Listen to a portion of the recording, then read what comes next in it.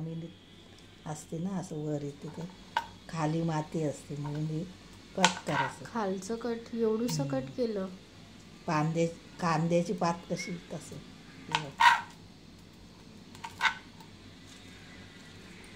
मला वाटलं की तू पूर्णच कट करणार, मग हे थोडंसं कट करते. घोळूची भाजी. घोळूची भाजी ना ही अशी आहे, गवत सारखीच आहे ना एकदम. रानभाजी आहे ना ही रान भाजी. हे पाऊस पहिला पडला का येते लगेच, बांधावर अशी येते भाजी. येते भाजी जून मध्ये ना मम्मी ही भेटते भाजी. खाली धुते का तू आई? माती असते, धुवून घ्यायची. एकदाच धुणार की दोनदा? दिवस माती निघाली. दोनदा ना मम्मी धुवायची. हे माती पूर्ण निघेपर्यंत, म्हणजे खालचं खाली चिकटलेली असते ना. तेल ना 5 पळी, हिंग, मिरच्या 5-6 आणि हे लसूण 7-8 मिरच्या कट केलेले ना. मोठा कांदा 1 आणि मिरच्या 7-8. हँडफुल्स आहे ना आई, म्हणजे हे मुठ्ठीभर आहेत लसूण. पालेभाजीला काही ते जास्तच लागतं लसूण. हे कांदे मम्मी 5 आहेत ना मोठेवाले. हे एवढं कांदे 4-5 असतील ना. 4 तरी असणार ना कांदे मोठे. एवढं लागतं आहे पालेभाजीला कांदे.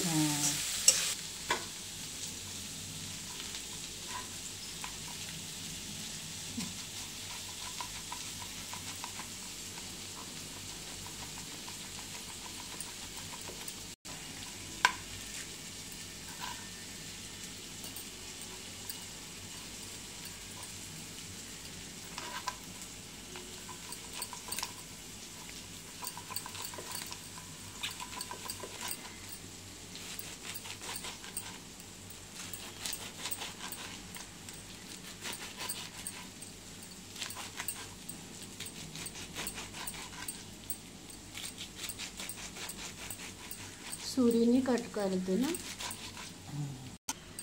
बदामी हे झालं काय ते कांदा, तर हे टाकायची ना भाजी ही वाली.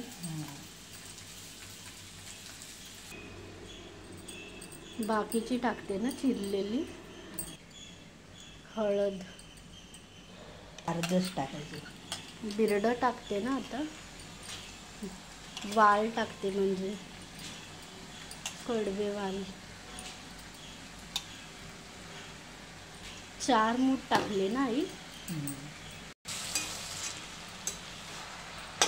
कडवे वाल टाकले. आता काय पाणी टाकते थोडंसं. शिजायला वाल काय ते पाणी टाकते थोडंसं पाणी, एकदम थोडं. आता काय ते ठेवायचं 5 मिनिटं वाफेवरती.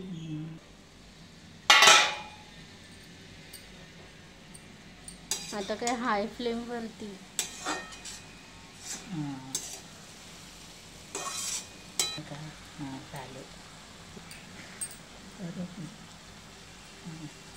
झाली ना भाजी. मीठ,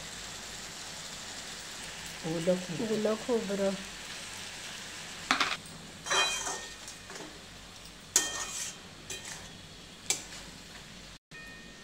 वाफेला ना परत ठेवायची. किती मिनिटात मसाला सुद्धा ऍड करू शकतात, नाही तर मिरची भाजी. आता किती मिनिटं ठेवायची वाफेला? 2-3 मिनिटं. झाली ना. पाणी कसं वळलं, ते मीठ टाकल्याने वळलं पाणी. आता मोठा करायचा घाट घाट आणि मग झाली. हां 2 मिनटं ना मम्मी घाटलं ते आता झाली भाजी.